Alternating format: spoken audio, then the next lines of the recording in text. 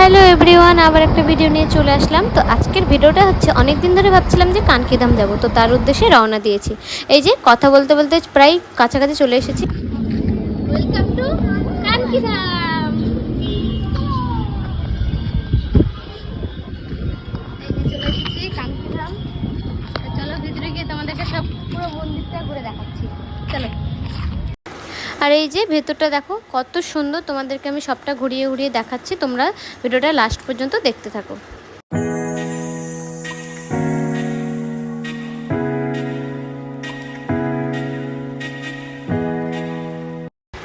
আর এইদিকে ছিল কত সুন্দর সুন্দর গাছ, আর কত পরিষ্কার পরিচ্ছন্নতা জানো। আর এদিকে একটা গাছে হাত দিতে দিচ্ছিল না, অনেক সিকিউরিটি গার্ড ছিল।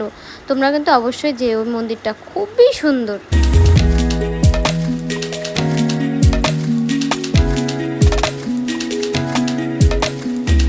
ওই যে দেখতে পাচ্ছ ওইটা হচ্ছে বড় মন্দিরটা। তো এখন আমরা ওখানে গিয়ে পূজা দিতে যাব, তো তার জন্য একটু ভোগ কিনতে হবে। এই যে পূজার ডালা নিয়ে নিয়েছি, এবার যাবো আমরা পূজা দিতে। চলো। এই যে গণেশ ঠাকুরকে প্রথমে পুজো দিয়ে তারপরে বড় মন্দিরে যাব। ওই যে দেখতে পাচ্ছ মন্দির, তো এখন আমরা ভেতরে যাব।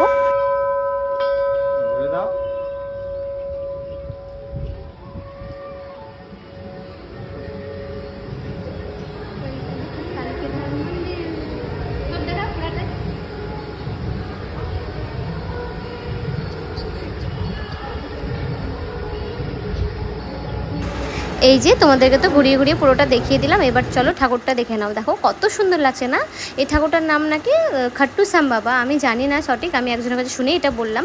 তো এ দেখো আমার ভালো করে তোমাদেরকে দেখিয়ে দিচ্ছি। অবশ্যই তোমরা অবশ্যই এসো। এত সুন্দর এই কানকিধাম মন্দিরটা, আর ভেতরটা তো জাস্ট অসম। দেখো আমি আরও তোমাদেরকে একটু ঘুরিয়ে ঘুরিয়ে দেখিয়ে দিচ্ছি।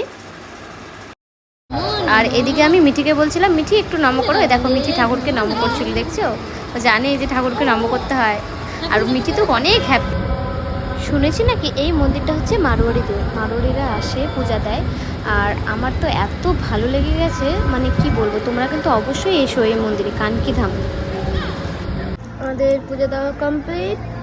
আমি একটু বসে আছি, মিঠিকে খাওয়ালাম, বাড়ি যাওয়ার পালা। মন্দিরটা দারুণ।